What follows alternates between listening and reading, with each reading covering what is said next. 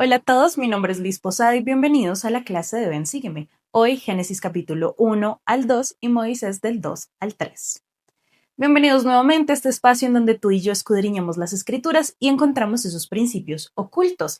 Por cierto, espero que les guste este nuevo fondo. Estamos ajustando las últimas cosas para que quede muy bien. No siendo más, vamos a comenzar. Muy bien, después de contemplar la creación, quién es Dios, quiénes somos nosotros como sus hijos e hijas, las escrituras nos conducen inevitablemente al siguiente gran acto del plan eterno, lo que conocemos como la caída. Ahora, este escenario ya está preparado. Adán y Eva han recibido mandamientos, dones y sobre todo la sagrada capacidad de elegir. Dios no los coloca en un jardín sin opciones, sino en un lugar donde la agencia es real, significativa y está acompañada de consecuencias. Entonces, en estos capítulos no presentan la caída como un accidente inesperado, sino como una experiencia profundamente ligada al crecimiento, al conocimiento y al avance del plan de salvación. Así que hoy aquí conocemos con mayor claridad el papel del adversario, el poder de la elección humana y el inicio de una vida mortal donde el gozo, el dolor, la obediencia, la oposición van a caminar juntas. Así que vámonos directamente a Génesis capítulo 2, versículo 16. Mira lo que dice. Y mandó Jehová Dios al hombre diciendo, fíjate en estas palabras, de todo árbol del huerto podrás comer libremente. Ahora, ¿qué porcentaje es eso?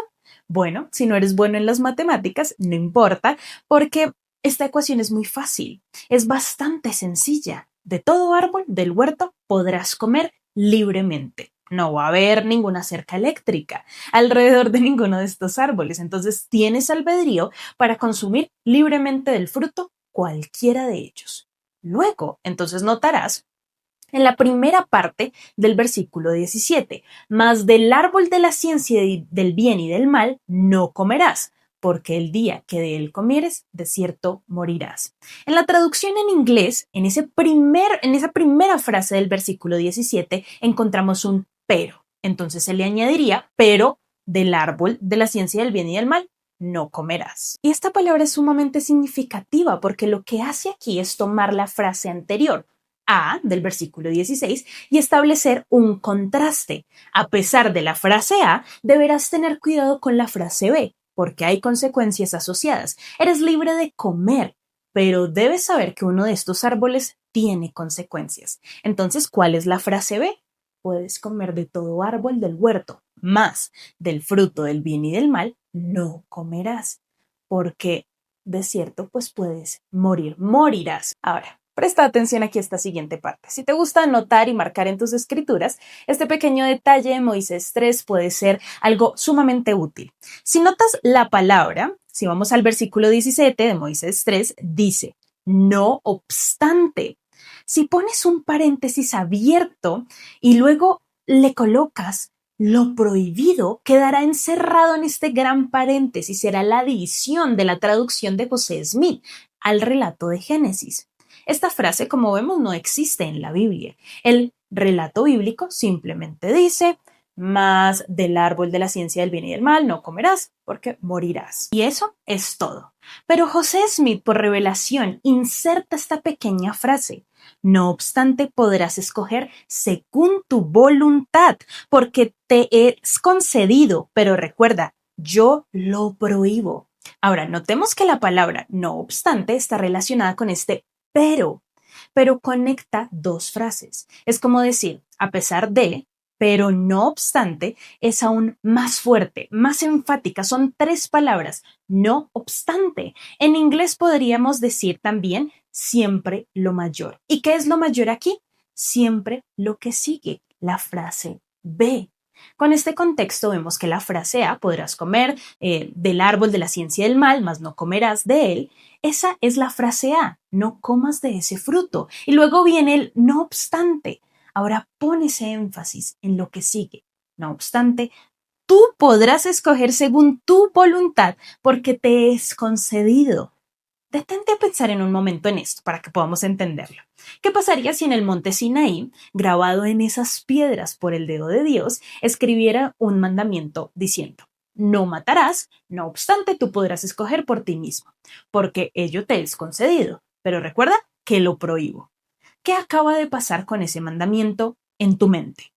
No, o podríamos ver este ejemplo, no cometerás adulterio, no obstante tú podrás escoger por ti mismo. Se siente como si hubiera un calificador del mandamiento, donde se pone mayor énfasis en la elección, en el albedrío. Tú decides, pero cuando tomas esa decisión, sí habrá consecuencias. Dios no elimina esas consecuencias, habrá efectos naturales, pero es tu elección. Ahora, no conozco ningún otro mandamiento en todas las escrituras, en todo nuestro canon, donde Dios dé un mandamiento en este formato de no harás o harás y de inmediato lo califique con un no obstante.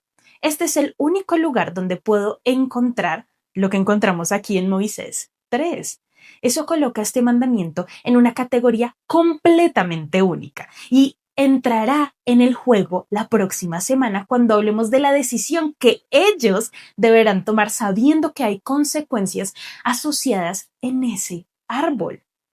Aún así, tomarán esa decisión. Y es fascinante ver cómo se desarrolla esto en el capítulo 4 cuando interactúan con el fruto de ese árbol.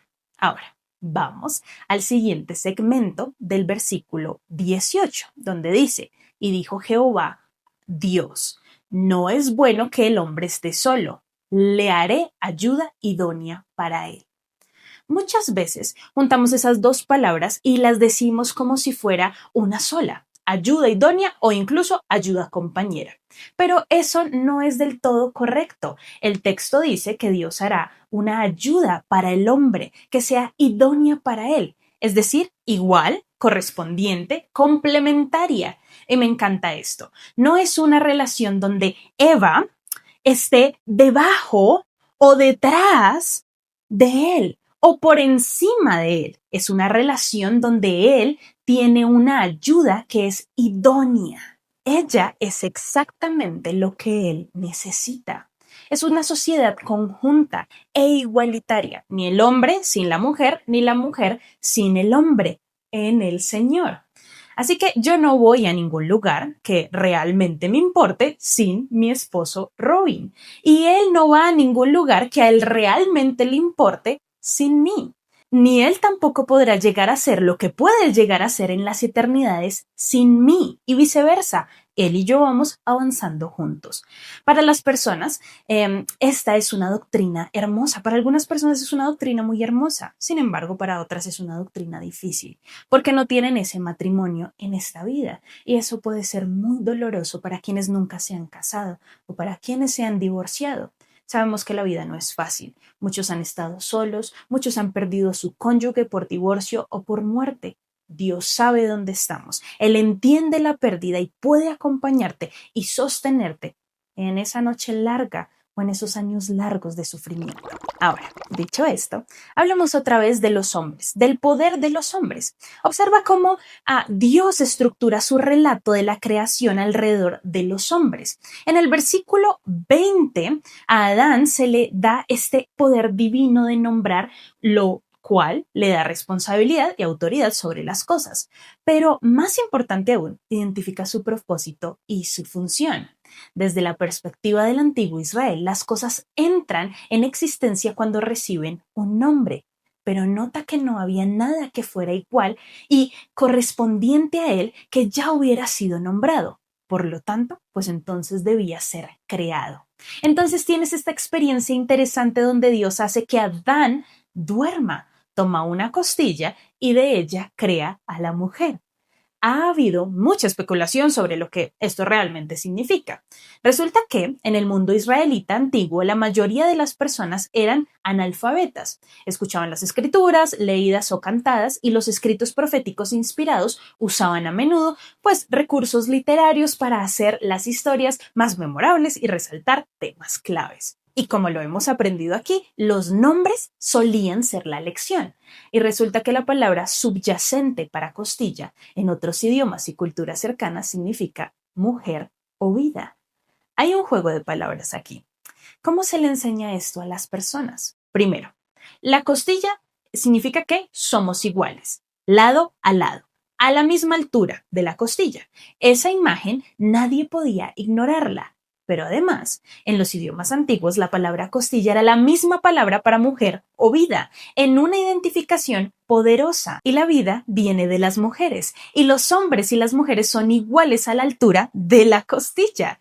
Los lectores antiguos habrían escuchado esto y lo habrían entendido perfectamente. Ellos habrían escuchado esto y se habrían deleitado con el juego de palabras y con el hecho de que, al nombrar, se enseñaba que la mujer es una fuente de vida y de hecho el nombre de Eva en hebreo significa vida o la madre de todos los vivientes.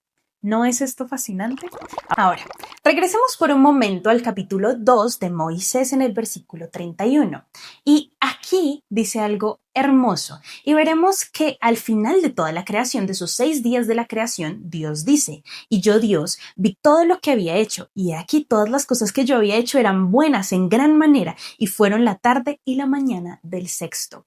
No solo bueno, como en los otros días, sino muy bueno. Y solo llega a ser muy bueno una vez que el hombre y la mujer han sido creados.